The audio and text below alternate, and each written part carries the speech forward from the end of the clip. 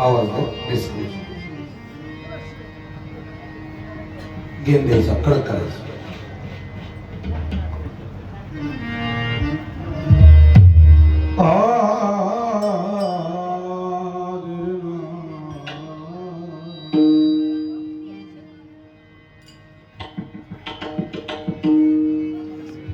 हरे राम कृष्ण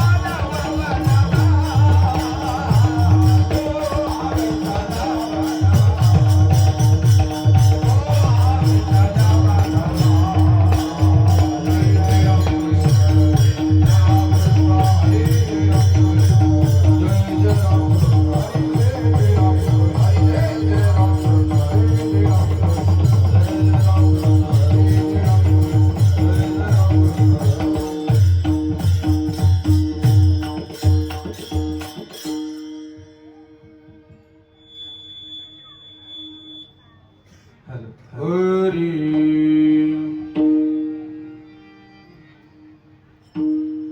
जिचे फिरे बाळ प्राण तिचा विठ्ठल प्राण तिचा विठ्ठल प्राण तिचा विठ्ठल जिचे फिरे बाळ प्राण तयाचा विठ्ठल प्राण तयाचा विठ्ठल प्राण तयाचा विठ्ठल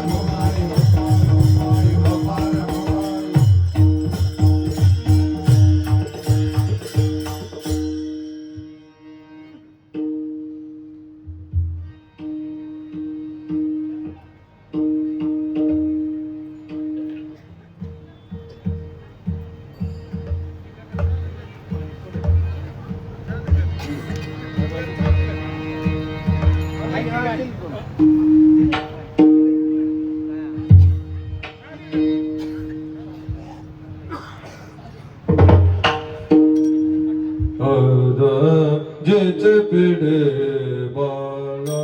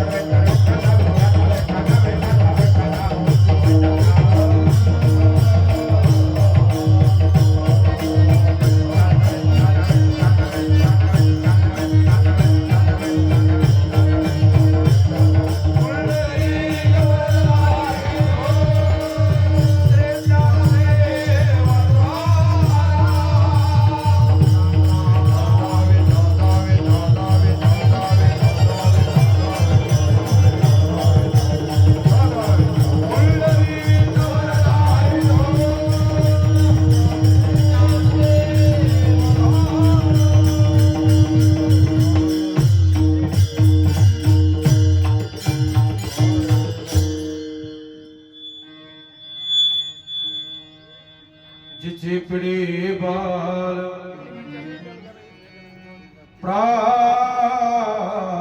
प्राणतीचा विकुल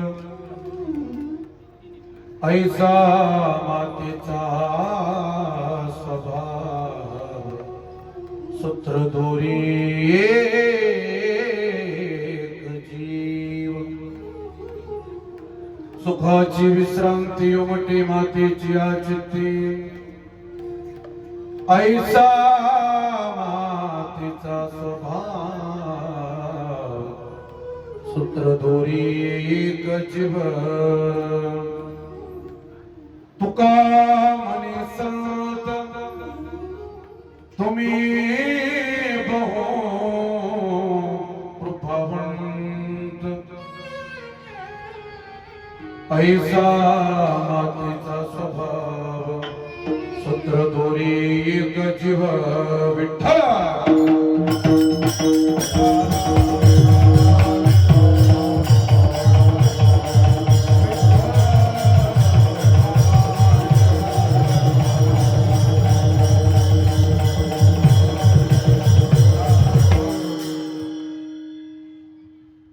चरण सरोजम साद्र नीराभुधाभम जगननिहित पाणी मण्डनं मण्डनानं तरुण तुलसीमाला कंदरं कंजनेत्रं सदा यधवलहासं विठ्ठलं चिंतयामि करकटावरी तुळशीच्या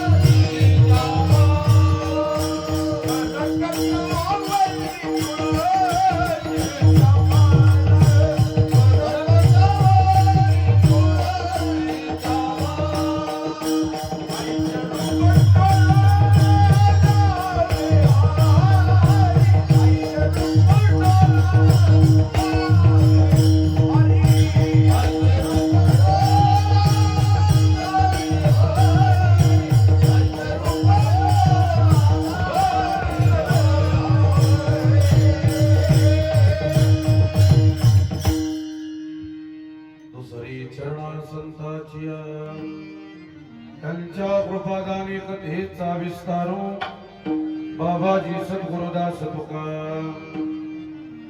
कायमा जीवानी मानील संतासी रंजव चित्तासी आपुलिया ही वाट गोमाटी वैकुंठासी जाता रामकृष्ण कथा दिंडी ध्वजा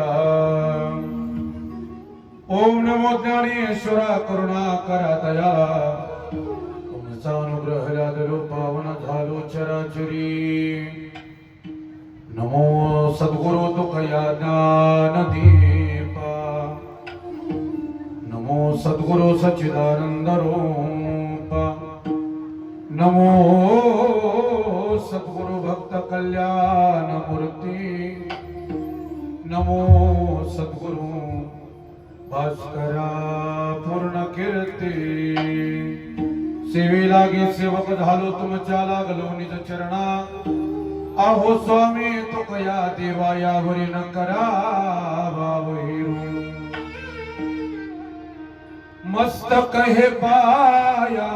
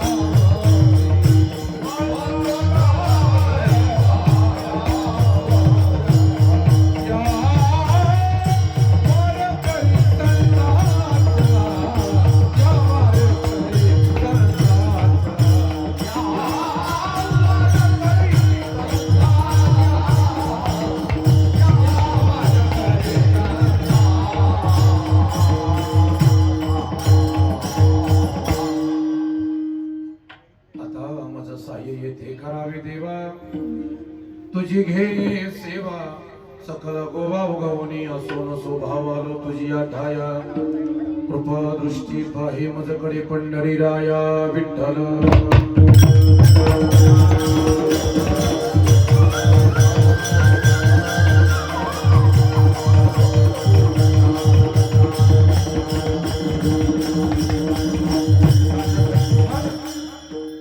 जिचे पिढी बाल प्राणतीचा विकर ऐसा मातीचा स्वभाव सूत्र दोरी एक जीव.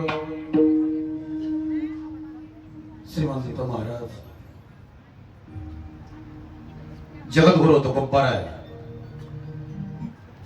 प्रस्तोताभंगातून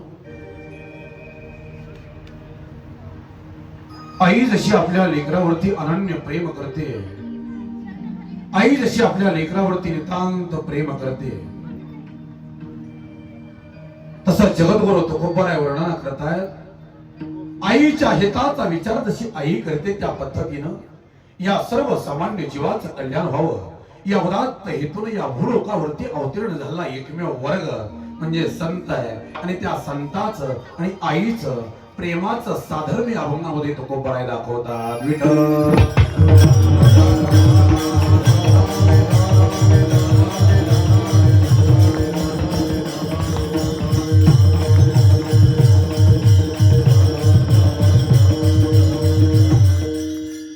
सेवेला प्रारंभ करण्यापूर्वी अल्पसा परिहार देईन. वैकुंठवासी मातोश्री सुरेखाताई कृष्णाजी यादव यांच्या प्रथम पुण्यस्मरणानिमित्त ही कीर्तन सेवा आहे.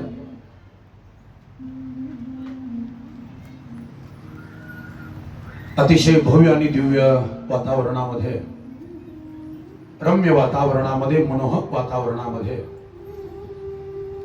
उत्स्फूर्त भावनेनं प्रसन्न वातावरणामध्ये चालू असलेला हा एकदिवसीय नामयज्ञ सोहळा या ठिकाणी संपन्न होतो आहे. हा सोहळा प्रथम पुण्यस्मरणानिमित्त आहे.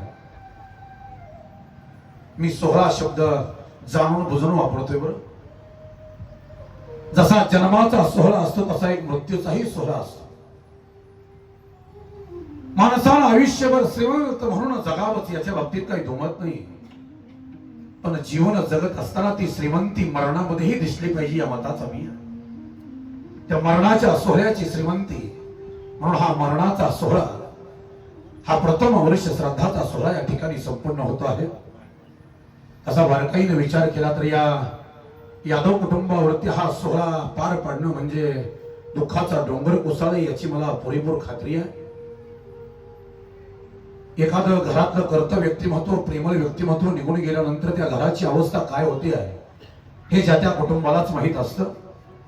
असं एखादं कर्तव्य व्यक्तिमत्व निघून गेल्यानंतर त्या घरामध्ये जी पोकळी तयार होते त्या पोकळी कशानंच भरून निघत नाही हे नक्की आहे. आणि याच्या पुढे सांगू का, सगळ्या कुटुंबाचा विचार तर मी करेनच, याच्या बाबतीत काही दुमत नाही.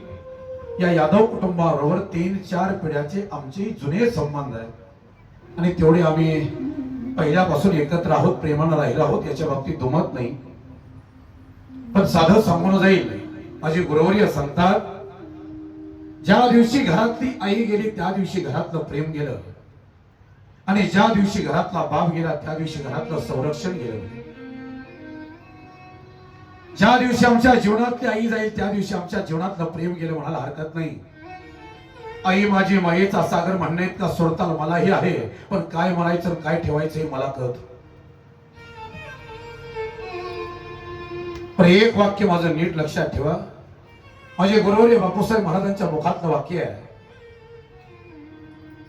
आई हे जगातलं सगळ्यात मोठं संस्काराचं विद्यापीठ आहे म्हणे. एकदा काही नावाच्या विद्यापीठातून एखादा मुलगा जर पासआउट होऊन निघाला तर जगाच्या बाजारात नापास होणार नाही. आणि त्याचं पुढचं एक वाक्य ऐका, दुसऱ्याच्या बाईनं खाऊ घातलेला तुपभात आणि आपल्या आईनं पाठीवरून फिरवलेला हात सारखा असतो. एवढं सामर्थ्य आमच्या आईच्या हातात आहे. आई हा विषय मला मांडायचाच आहे, याच्या बाबतीत काही दुमत नाही. पण शेवटच्या अर्धा तासात चिंतन करून घेतो. विठ्ठल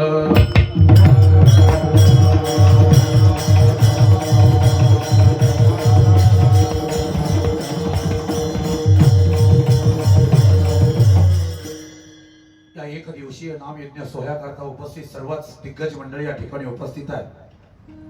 हरिभक्तपरायण महावीरजी फुले, धनंजयजी महाराज कदम, विजयजी महाराज फलफले आणि आमच्या देवकर फडाचं वैभव नागेशजी बागडे या ठिकाणी उपस्थित आहे. ही सगळी वारकरी मंडळी आमची सगळी उपस्थित आहेत. सिंतचं वातावरण करणारा आमचा कृष्णाजीराव भान आणि या तालुक्यातलं मृदंगातलं वैभव शिवमजी वायकुळे, ही सगळी दिग्गज मंडळी या ठिकाणी उपस्थित आहेत. अगदी वेळेमध्ये 1 मिनिट सुद्धा वेळेच्या पुढे न जाता आपल्याला कीर्तन अगदी वेळेमध्ये पार पडायचं आहे. विठ्ठल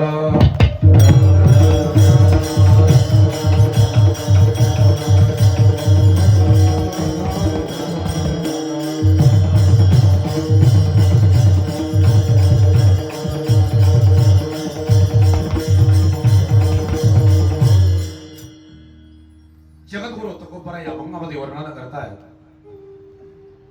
दृष्टांत दिला जगद्गुरु तुकोबरांनी पहिला, जिचे पिढी बाळ न प्राण तिचा विकर. एखाद्या आईच्या लेकराला जर त्रास झाला, आईला जर म्हणा त्या लेकराला जर दुःख झालं तर त्या लेकराला झालेला त्रास आई कधीही सहन करून घेत नाही. जगद्गुरु तुकोबरांचं मत आहे. नामदेवराय वर्णन करतायत, अग्नी माझी पडे बालो, माता धावे कनवालो, तैसे धावे माझी काजा अंकिलावी दास तुझा. एखादा सकाळच्या वेळेला लेकरू महाराज ते रांगत रांगत त्या चुलीच्या जवळ जावं. लाल बुंद विस्तवाचा त्याला अंदाज आला नाही, आकर्षण वाटलं. चुलीमध्ये हात घातल्यानंतर ते लेकरू जसं चिरकलं म्हणतात, त्या आईनं महाराज त्या दारातून पाहिलं. कसं भासते हे आई बघत नाही बरं. जसं आहे तसं सगळे हातात ते काम सोडून जशी आपल्या लेकराकडे धावते ना, आपल्या लेकराला झालेला त्रास आई कधी सहन करून घेत नाही. हे जगद्गुरु तुकोबरायांचं मत आहे. महाराज वर्णन करतात, या जगाच्या पाठीवरती निस्वार्थीपणाने आणि लाभावीनं प्रेम करणारी या जगात कोणती जात असेल तर तिचं नाव आई आहे. प्रमाण सगळ्याला पाठ आहे, करी लाभावीन प्रीती. लेकुराचे हित वाहे माऊलीचे चित्त ऐसी कळवळ्याची जातीने करी लाभावी न प्रीती लाभाशिवाय आणि निस्वार्थीपणाने प्रेम करणारी या जगात एकमेव कोणती जात असेल तर तिचं नाव आई हे लक्षात ठेवा. कोणालाच वाटत नाही आपल्याविषयी कळवळा आपल्याविषयी प्रेम जर कोणाला या जगात वाटत असेल तर ते आपल्या आई बापालाच वाटतं हे लक्षात ठेवा. फेसबुकला किती फ्रेंड आहेत, व्हॉट्सअपला तुमच्या ग्रुपमध्ये किती महाराज माणसं आहेत, इन्स्टाला तुम्हाला किती फॉलोअर्स आहेत, हे सगळं शून्य आहे. ह्या सगळ्या गोष्टी महाराज बुडबुड्या. या जगाच्या पाठीवरती माझ्या लेकराचं कल्याण व्हावं हे मनोमन जर महाराज कोणाला वाटत असेल तर फक्त आपल्या आई बापालाच वाटतं. आणि बऱ्याच लोकांना असं वाटत असेल महाराज समाजामध्ये माझी किंमत आहे, समाज मला मानतोय.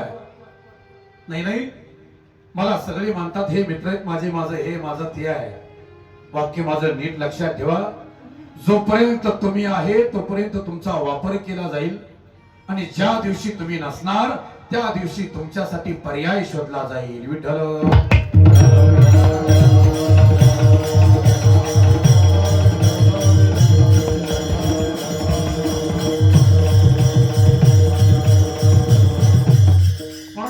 या जगाच्या पाठीवरती प्रेम करणारी कोणी असेल तर ती आई आहे. ज्याचं वर्णन करताना जगद्गुरु तुकोबाराय सांगतात, हे बघा, मातेच्या चित्ती अवघे बालकाची व्याप्ती.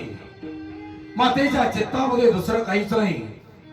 किंबहुना धनुर्धरा जो मातेची उदरा तो मातेचा सोयरा केतुलापा. आईला सगळ्यात जवळचा पाहुणा सगळ्यात जवळचा रवळा कोणी असेल तर आपला मुलगा आहे.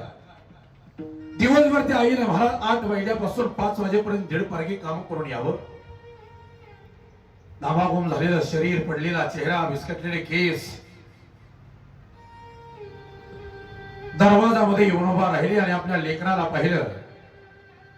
दिवसभर केलेल्या कामाचा कंटाळा एका क्षणात त्या आईचा निघून जातो. आपल्या लेकराला पाहिल्याबरोबर वर्णना करताना जगद्गुरु तुकोबाराय सांगतात, मातेच्या चित्ती अवघे बालकाची व्याप्ती.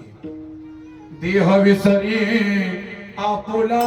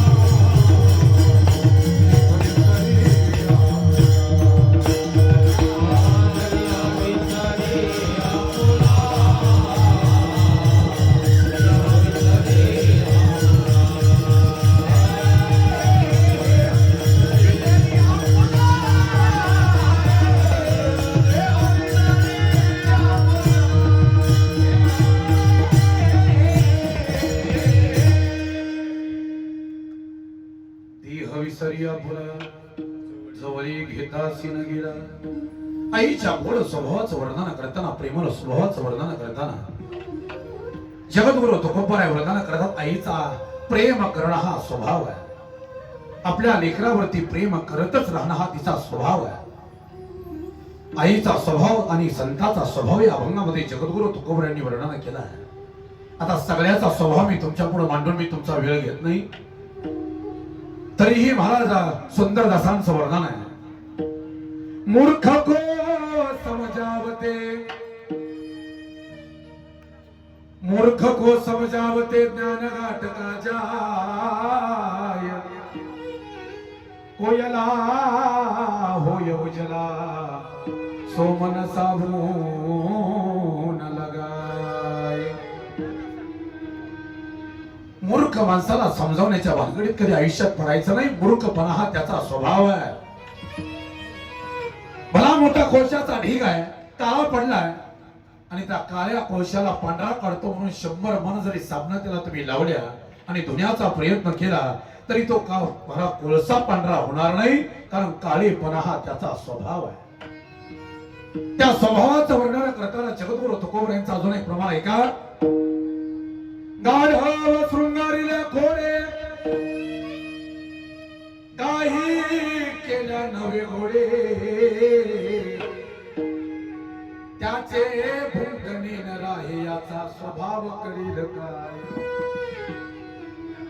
जगद्गुरु तुकोबराय वर्णन करतात गाढवाला किती जरी तुम्ही म्हणा सजवलं तरी स्वभाव त्याचा कधी जाणार नाही. दुसरा दृष्टांत आहे. श्वान सिविके बैसविले परी भुंकता न राहे बरे, तुका म्हणे स्वभाव कर्म आणि काही केल्या नसते धर्म. पुत्र कुठं जरी निहून बसवलं तरी ती भुंकणं हा त्याचा स्वभाव आहे. त्या पद्धतीनं भगवंताच्या गोड स्वभावाचं वर्णन करताना जगद्गुरु तुकोबराय सांगतात माय बापे संभाळिती, लोभा कारणे पालिती, तैसा नोहे देवराव याचा कृपाळू स्वभाव. तुका म्हणी कृपावंत इच्छिले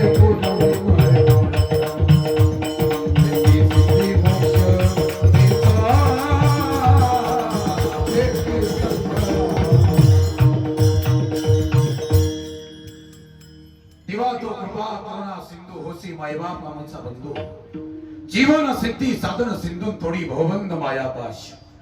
भगवंताच्या कृपाळू स्वभावाचं वर्णन आहे. तसा आईच्या कृपाळू स्वभावाचं वर्णन करताना जगद्गुरु तुकोबराय सांगतात आई आपल्या लेकरावरती प्रेम करते. आता किती प्रेम करते काय करते याचं वर्णन मी 11:30 पुढे मांडेनच. पण संत महात्मे त्या पद्धतीने आहे. त्या आईच्या आणि संत महात्म्यांच्या प्रेमाची साधर्म्यता तुकोबरायांनी दाखवली. ते संत कसे आहेत. आई जशी आपल्या लेकराचं हित जाणते, आई जशी आपल्या लेकराला योग्य मार्गाला लावते किंवा आईला जसं वाटतं आपल्या लेकराचं कल्याण व्हावं त्या पद्धतीनं या संपूर्ण विश्वातील यच्च यावत मनुष्य मात्राचं प्रत्येक मृत्यू लोकातल्या जीवाचं कल्याण व्हावं या उदात्त हेतून या भूलोकावरती अवतीर्ण झालेला एकमेव वर्ग म्हणजे संत आहे.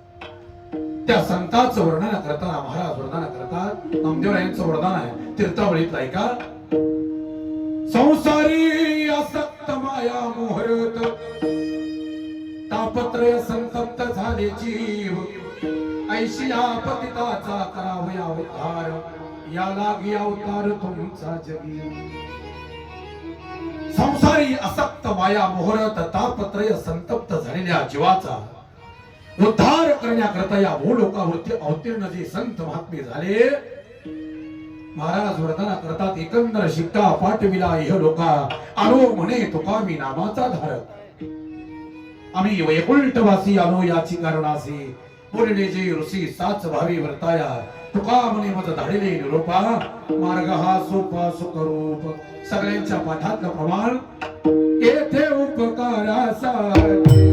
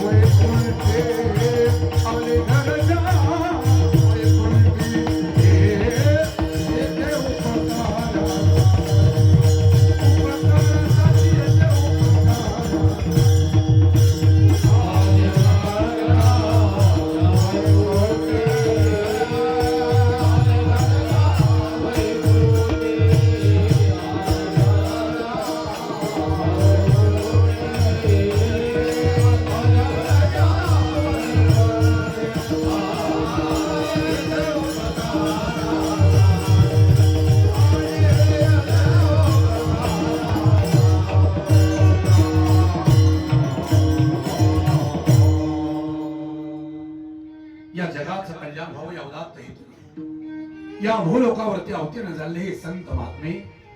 त्या संत महात्म्यांचं वर्णन करताना जगद्गुरु तुकोबाराय संतात फक्त आणि फक्त तुमचा आमचा उद्धार करण्याकरता आले. आईला जसं आपलं वाटतं की आपल्या लेकराचं हित व्हावं, त्या पद्धतीने आपल्या हिताच्या ठिकाणी जाग करणाऱ्या या सर्व सामान्य जीवाला हे संत महात्मे ऐका. भल्या पाठी वासुदेवाचं स्वरूप घेऊन सूर्य उगवायच्या अगोदर पक्ष्यांचा किलबिलाट होण्याच्या अगोदर आता अंधाराची जागा प्रकाश घेणारा आणि त्या भल्या पहाटेच्या वातावरणामध्ये वासुदेवाचं स्वरूप घेऊन येणाऱ्या त्या सर्व महात्म्यांनी तुम्हाला जीवाला जाग करण्याचा प्रयत्न केला. आता आम्ही जाग झालो नाही हा विषय बाजूला राहिला. ज्याचं वर्णन करताना महाराज वर्णन करतायत. ऐसे जागविले अवघे जन, ऐसे जागविले अवघे जन. या सर्व सामान्य जीवाला जाग करण्याचा प्रयत्न स्वतः या संत महात्मांनी केला. पण आपण जाग झालो नाही हा विषय बाजूला सोडा. ऐसे जागविले अवघे जन, होते संचित ती केले दान. तुका म्हणे तू बळी कोण कोण, गेली वासुदेवासी विसरून गा. या जगाच्या पाठीवरती पुढे सरा आणि आता पुन्हा हलवू नका. विठ्ठला विठ्ठला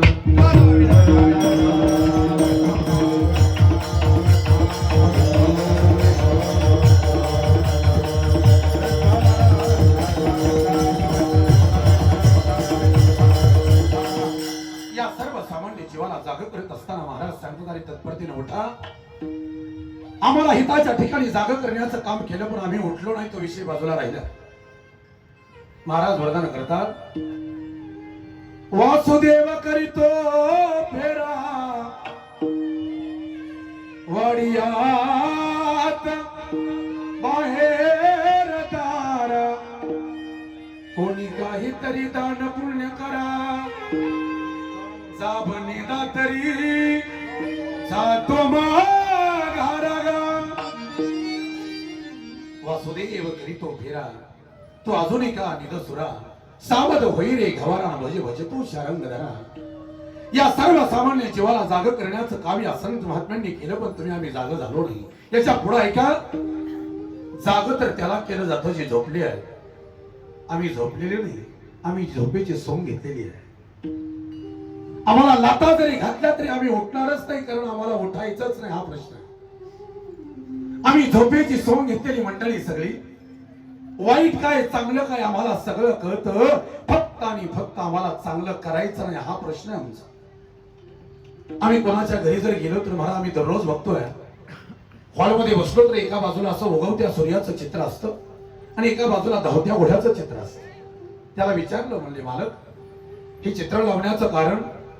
त्यानं सांगितलं म्हणजे महाराज उगवत्या सूर्याचं आणि धावत्या घोड्याचं चित्र जर घरात असेल तर जीवनामध्ये यशस्वी होतं म्हणे माणूस, प्रगती होते जीवनात. त्याला एकच सांगितलं मी, निस्ती उगवत्या सूर्याची चित्र धावत्या घोड्याची चित्र घरामध्ये लावून प्रगती होत नाही दादा. यशाच्या शिखरावरती पोहोचायचं असेल, प्रगती करायची असेल, यशस्वी व्हायचं असेल तर निस्ती चित्र लावून चालत नाही. सूर्य उगवायच्या अगोदर उठावं लागतं आणि घोड्याच्या वेगानं कष्ट करावं लागतं, त्यावेळेस यशस्वी होतं. हे असंच नाही. त्या दैववनाच्या पाठीमागं लागणाऱ्या वेल एज्युकेटेड हाय क्वालिफाईड माणसांना काय सांगावं मी सांगा. दैववाद या शब्दाचा अर्थ अजून एकदा ऐका. मी अमावस्येला ह्या देवाला जातो, पौर्णिमेला त्या देवाला जातो, मंगळवार शुक्रवार धरतो, मी एकादशी करतो, मी सोमवार करतो, मी वारी तत्वनिष्ठा भजन कीर्तन हे सगळं करतो. मग याच्या मोबदल्यामध्ये देव माझं कल्याण करेल ही ज्याची खुलचट भावना आहे त्याचं नाव दैववाद आहे. लक्षात आलं मी काय म्हणतो ते. एक वाक्य माझं नीट लक्षात ठेवा कीर्तना. कुठलाच देव तुमचं चांगलं करणार नाही, कुठलाच देव तुमचं वाईट करणार नाही. जे काय वाईट चांगलं व्हायचंय ते तुमच्या कर्मानंच होणार हे विसरू नका. हुशारजी, जे काय व्हायचंय ते तुमच्या कर्मानं होणार आहे. जे काय व्हायचंय ते तुमच्या कष्टानच होणार आहे. केलं तर होणार आहे, नाहीतर होणार नाहीये. मी हजारदा सांगतो महाराज, सावली टाकी घाये पाषाण देवची झाला पाहे, तया रीती दृढ म्हणून करी साधाया कारण. एखाद्या मूर्तीकरणात दगड जर हातामध्ये घेतला मूर्ती करण्याकरता, तर घनाचे घाव सहन केल्याशिवाय त्याला देव पण येत नसतो.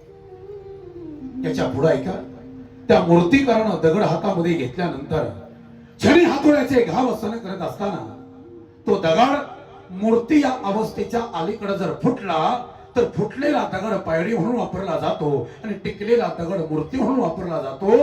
ज्या दगडाची पायरी त्याच दगडाची मूर्ती आहे. पण फरक बघा, एका दगडावरती पाय दिला जातो, एका दगडाची पूजा केली जाते आहे. याचं कारण फक्त एकच आहे, कोण फुटला आणि कोण टिकला याच्यावरती त्याचं मोठेपण आहे. म्हणून फुटायचं का टिकायचं हे आपले आपण ठरवायचं. क्षेत्र कोणतंही असू द्या, टिकायला शिका. जेवढी जेवढी फुटली तेवढी तेवढी नामशेष झाली आणि जेवढी जेवढी टिकली ना तेवढी इतिहासात अजरामर झाली. हा आतापर्यंतचा इतिहास आहे. म्हणून केल्यानंतर सगळ्याच गोष्टी होणार आहेत.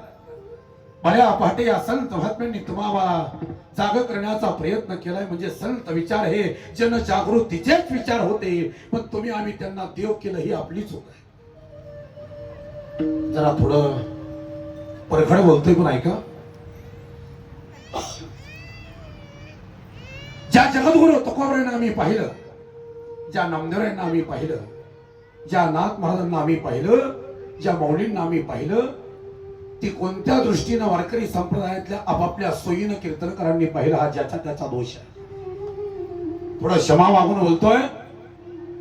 आम्ही माझ्या जीवनामध्ये मी तुकोबराय पाहिले. ते तुकोबराय मी कसे पाहिले ते नीट ऐका.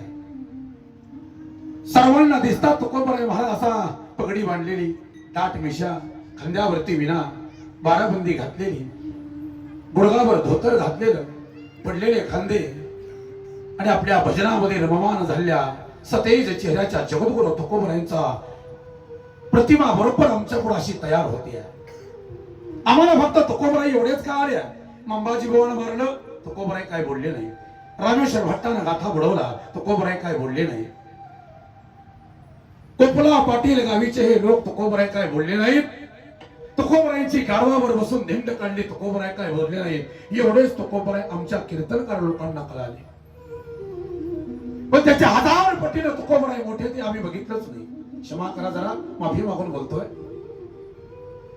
जे जगद्गुरु तुकोबराय मी अभ्यासले, जे जगद्गुरु तुकोबरायच्या अभ्यासानं मी अनुभवले, ते तुकोबराय मला असे नाही दिसले. ते तुकोबराय मला सुटलेल्या जटा, लाल बुंद झालेले डोळे, हातामध्ये नंगी तलवार आणि एका हातामध्ये चाबकाचे फटके, चाबूक हातात घेऊन भरकटलेल्या जीवाला चाबकाचे फटके मारणारे तुकोबराय माझ्या नजरेनं मी पाहिले. राजे छत्रपती जन्माला येण्या अगोदर 18 वर्ष तुकोबराय अवतरला आले, हे विसरू नका. ज्या महाराष्ट्रामध्ये मुघलशाही, निजामशाही, आदिलशाही सुलतानानं सगळा महाराष्ट्र भरडून काढला होता. गळ्यात महाराज मा दिसले आणि कपाल जर कुठं गंध दिसला तर शिर कलम केलं जात होतं. अशी भयंकर अवस्था आहे त्या काळात. मुघलशाहीचा काळ आहे आणि तसल्या महाभयंकर काळामध्ये आपल्या वारकरी संप्रदायाचा प्रचार आणि वारकरी संप्रदायाचा प्रसार करणं, याच्या इतकी मोठी क्रांती या जगाच्या पाठीवरती 400 वर्षापूर्वीची कुठली जाऊ शकत नाही. म्हणून 400 वर्षापूर्वीचा पहिला क्रांतिकारी म्हणजे जगद्गुरु तुकोबराय हे मान्य करा. आम्ही सगळे सांगतो नामदेवराय म्हणे अर्ध्या क्षणाचा विरह भगवंताचा सण झाला नाही. मान्य हो, मला मान्य आहे. पण ज्या नामदेवरायांचं 39 वर्ष आयुष्य सगळं आपलं धर्म प्रसारामध्ये गेलं, त्या नामदेवरायांना आम्ही झाकून ठेवायचं का? कधी गेला घुमानला, कधी गेला तुम्ही महाराज पंजाबला, तर लक्षात ठेवा त्यांच्या गुरुद्वारामध्ये जा. त्यांच्या ग्रंथामध्ये आजही माझ्या नामदेवरायांचे हजारो अभंग तिथं तुम्हाला बघायला मिळतील. आणि आम्ही सांगतो नामदेवरायाला भगवंत शिवाय अर्ध्या क्षणाचा विरह सण झाला नाही. पंढरपूर सोडून कुठे गेलेच नाही. अरे आपल्याच महात्म्यांचा मोठेपणा आपण का झाकून ठेवतोय मला हेच कळत नाहीये. चौकटीत ठेवू नका त्यांना. हिंगोली जवळ महाराज एक कार्यक्रम होता मागच्या 5-6 महिन्यामध्ये, नागेश महाराज नामदेव यांच्या जन्म ठिकाणी नरसी गावाला मी जाऊन आलो. त्या गावाला गेल्यानंतर त्या गावातल्या काही मंडळींनी मला दर्शनाला नेलं, पण मला दुःख एका गोष्टीचं वाटलं. दर्शनाला गेल्यानंतर महाराष्ट्रातलं ठिकाण, विदर्भातलं ठिकाण नरसी, मराठवाड्यातलं, आणि त्या नरसी गावामध्ये गेल्यानंतर दर्शनाकरता मी अर्धा तास तिथं उभा राहिलो. कारण त्या वाड्याची चावी, त्या मंदिराची चावी एका शीख माणसाकडे होती. तो येईपर्यंत दर्शन नाही मिळालं. मग आपलं हे महाराष्ट्रातलं दुर्भाग्य समजायचं का सौभाग्य समजायचं हे तुमचं तुम्ही ठरवा. महाराष्ट्रातल्या नामदेवरायांच्या जन्मस्थानाची चावी जर शिखांच्या हातात असेल तर आम्ही काय करतो याचा विचार जरा बारकाईने करा. मी जरा स्पष्टच बोलणार आहे, पण सत्य बोलतो एवढाच विषय आहे. ज्या संत महात्म्यांनी तुम्हाला जीवाला जाग करण्याचा प्रयत्न केला, पण आम्ही जागा झालोच नाही कधीच, कारण आम्हाला जागा व्हायचंच नव्हतं. नामदेवराय वर्णन करतात, उठा जागे भारी आता, स्मरण करा पंढरी नाता, भावे चरणी ठेवा माता, चुकवा व्यथा जन्माच्या. अरे तत्परतेनं जागे व्हा आणि जागा होऊन आपल्या आयुष्याचं कल्याण करून घ्या. धन दारा पुत्रजन बंधू सोयरे पिशोन, सर्व मित्ता हे जाणून शरण रेखा दिवासी. या जगाच्या पाठीवरती स्वतःचं कल्याण करून घेण्याकरता किंवा तुमचं कल्याण करण्याकरता दुसरं कोणी येणार नाही, स्वतःच करावं लागेल. आमच्या वामनराव पैंचं वाक्य आहे, तूच आहेस तुझ्या जीवनाचा शिल्पकार. केलं तर सगळ्याच गोष्टी होतील, नाहीतर मग हातात काहीच राहणार नाही. अजूनही सांगतो मी बऱ्याचदा, होये नाम नामवल बेनिशान, कैसे कैसे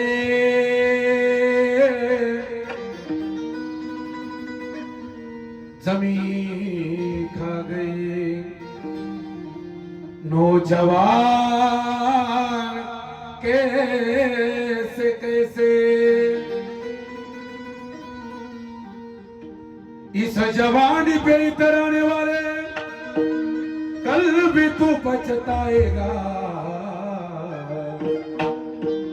चढ़ता सूरज धीरे धीरे चढ़ता निकल जाएगा,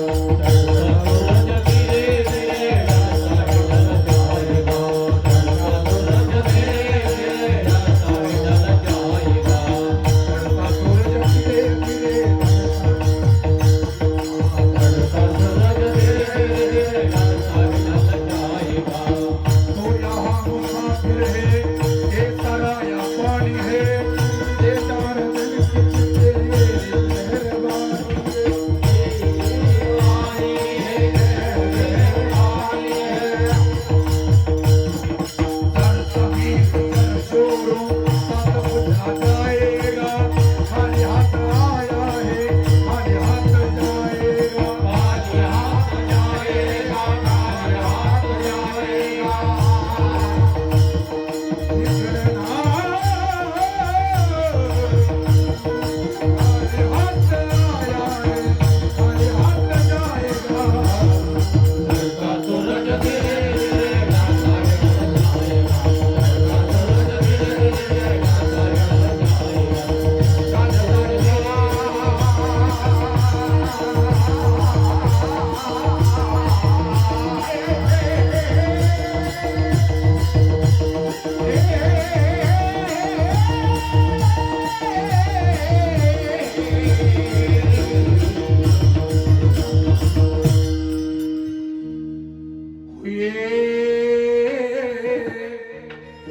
नामवल बेनिशान, कैसे कैसे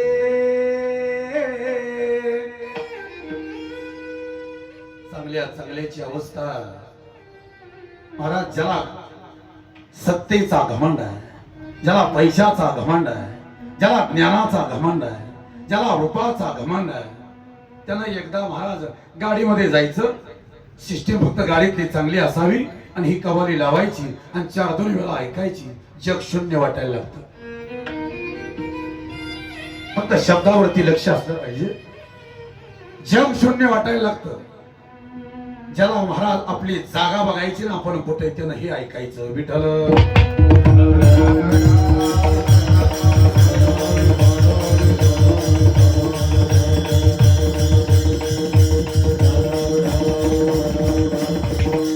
जगद्गुरु तुकोबाराय सांगतात, तुम्हाला जीवाला जाग करण्याकरता आले, पण आपण जागा झालो नाही.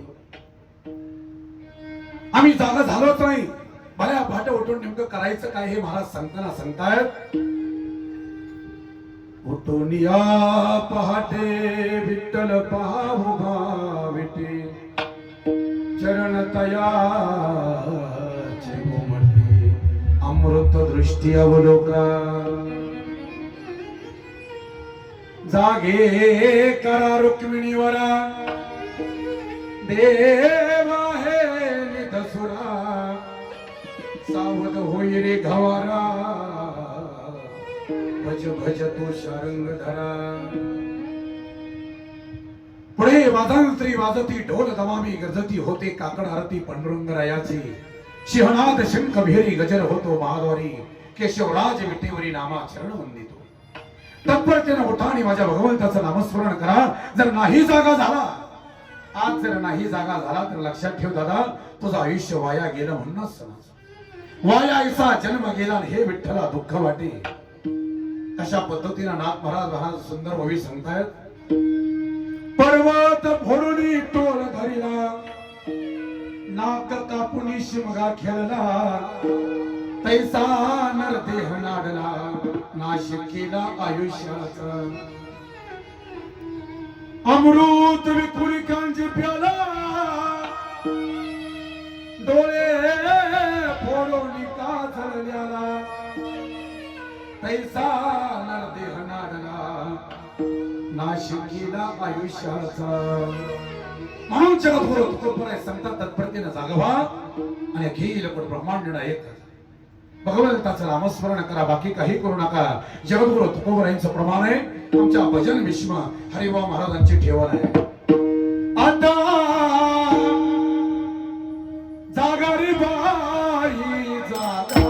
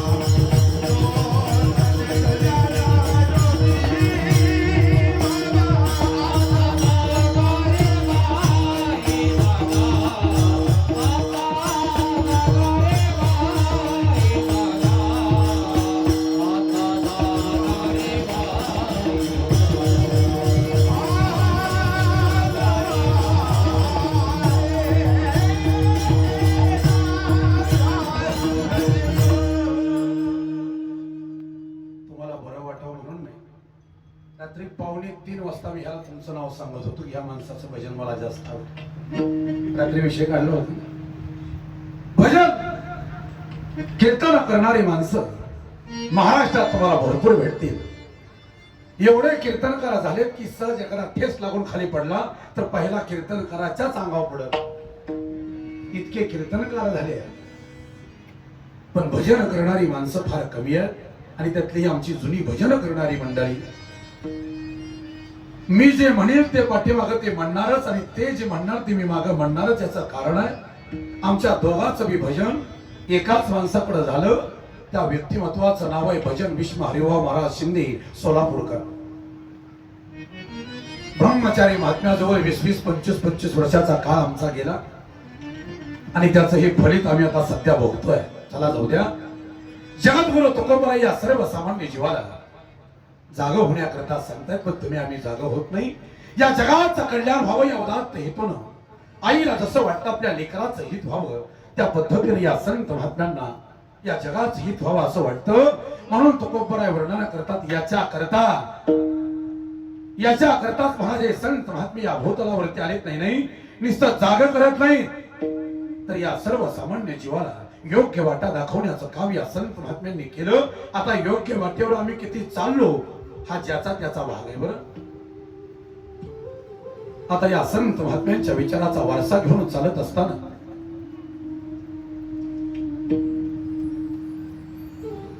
आता कोणी कोणाच्या बंडखोरी केली हा ज्याच्या त्याचा भाग आहे. बरं,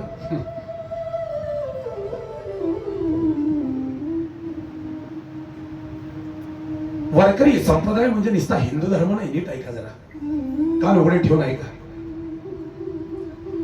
वारकरी संप्रदाय म्हणजे ब्राह्मण नाही. वारकरी संप्रदाय म्हणजे क्षत्रिय नाही. वारकरी संप्रदाय म्हणजे वैश्य शूद्र नाही. वारकरी संप्रदाय म्हणजे नुसता हिंदू धर्म नाही. आम्ही हिंदू धर्म प्रचारक आहोतच याच्या बाबतीत दुमत नाही. आमचा हिंदू धर्म आम्ही सांभाळलाच पाहिजे याचा मला पुरेपूर अंदाज आहे. पण आपला हिंदू धर्म सांभाळत असताना बाकीच्या धर्माला बी आपल्यामुळे ठेस लागता कामा नये याचा विचार जरा बारकाईनं करा. थोडस मी असं ओरखड काढण्याचं काम कायम करतो. वारकरी संप्रदाय म्हणजे नुसता हिंदू धर्म नाही. नीट ऐका, कोणती जात नाही. वारकरी संप्रदाय म्हणजे असा संप्रदाय या महाराष्ट्रातला जिथं जात व्यवस्था नाही, वर्ण व्यवस्था नाही, महाराज कुठली व्यवस्था नाही. कोण ब्राह्मण, कोण क्षत्रिय, कोण वैश्य, कोण शूद्र सगळं शून्य होऊन जाते या संप्रदायात. या धर्म मंडपाच्या खाली आलं की सगळ्या जाती शून्य होतात आणि एकच जात उरते, त्याचं नाव माणूस आहे. आणि माझ्यासारखी वारकरी संप्रदायाची प्रचारक मंडळी फक्त आणि फक्त आम्ही हिंदू धर्म बाबतीतच बोलतो. माझ्या धर्माचा मला स्वाभिमान आहे, पण माझ्या धर्माचा स्वाभिमान बाळगत असताना दुसऱ्याच्या धर्माचा अपमान नाही झाला पाहिजे या मताचा मी आहे. साधं गणित सांगतो मी तुम्हाला. अरे भगवंतानं जात तयार केलीच नव्हती. काही संबंध आहे त्याचा? काही संबंध नाही. नीट ऐका. जयापासून सकल महिमंडळ हे झाले, एक कलेला कंठवेची म्हणून येणे आणि निर्माण केली 14ही भुवने. आणि एकट्याला करमत नाही म्हणून माणूस नावाचा सुंदर असा देह त्यानं तयार केला. या सुंदर देहानं हजारो जाती तयार केल्या. थोडं वाईट वाटतं या गोष्टीचं बोलताना. भगवंताला जर जात मान्य असती तर देवानं महाराजाला ब्राह्मण जाती जन्माला घालायचा होता ना, तर मुंडन करून जालो घालूनच खाली पाठवलं असतं, हे विसरू नका. मुस्लिम म्हणून जन्माला घालायचा असता तर सुन्नत करूनच पाठवलं असतं, हे विसरू नका. जिथं कुठल्याच जाती धर्माचा अडथळा नाही आमच्या वारकरी संप्रदायाला. मी हजारदा सांगतो, 18 प्रगड जाती एकत्र करून एकाच ताटामध्ये जेवायला लावणारा या जगाच्या पाठीवरचा सर्वात श्रीमंत संप्रदाय म्हणजे माझा वारकरी संप्रदाय आहे. याच्या इतका श्रीमंत संप्रदाय मला कुठलाच असू शकत नाही. म्हणून मी सांगितलं, कबीर, मोमीन, लतिफा, मुसलमान, सेना, नावी, जाण, विष्णुदास, कानोपात्रा, खोदो, पिंजारी तो दादू आणि भजनी अभेदो हरीचे पायी. मैराल जनक कोण कुल त्याचे, महिमान तयाचे काय सांगू. याता याती धर्म नाही विष्णुदासा, निर्णय ऐसा वेदशास्त्री. जिथं जातीपातीचा विचार या वारकरी संप्रदायानं केलाच नाही. कुणीही असू दे, आदी करुणी वेश्याही, सगळ्यांना इथं अधिकार माझ्या वारकरी संप्रदायाने दिलाय. व्यक्ती स्वतंत्र प्रत्येकाला दिलाय. मग ही बंधनं कशा करता? नाही, ही बंधनं झटकून टाका आणि जाग व्हा आणि जाग होऊन योग्य मार्गाला लागा म्हणतात तुकोबराय.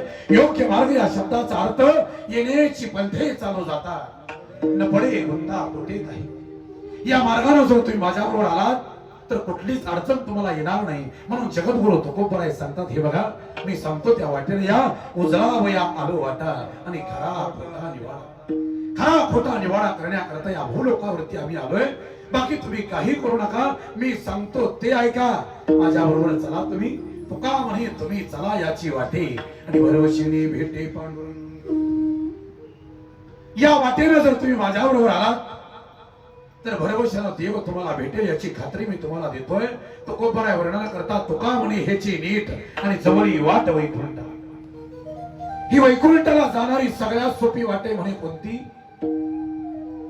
ही वाट गोमटी वैकुंठासी जाता आणि रामकृष्ण कथा दिंडी ध्वजा.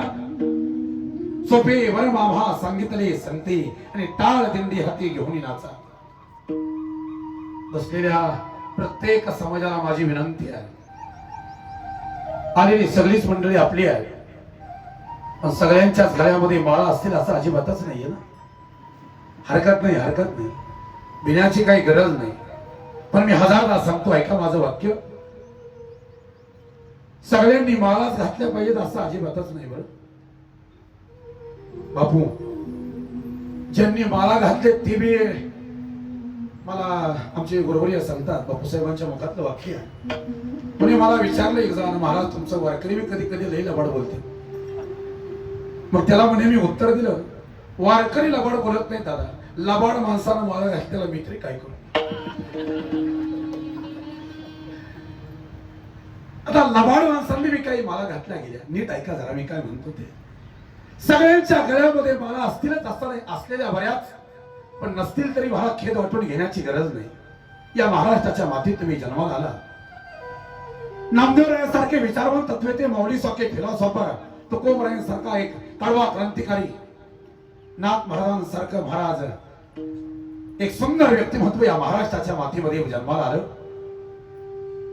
त्यांच्या विचारांचा वारसा घेऊन त्यांच्या पावलावरती पाऊल टाकून चालत असताना मला तरी असं वाटतं तुमच्या गळ्यात मान असू द्या, तुम्हाला भजन कीर्तन नाही होऊ द्या, तुमचा वारीविषयी काय भाव आहे, तुमचा वारकऱ्याविषयी काय भाव आहे, तुम्ही मेल्यानंतर स्वर्गात जाणार आहे का नरकात जाणार आहे हे मी तुम्हाला सांगत बसत नाही.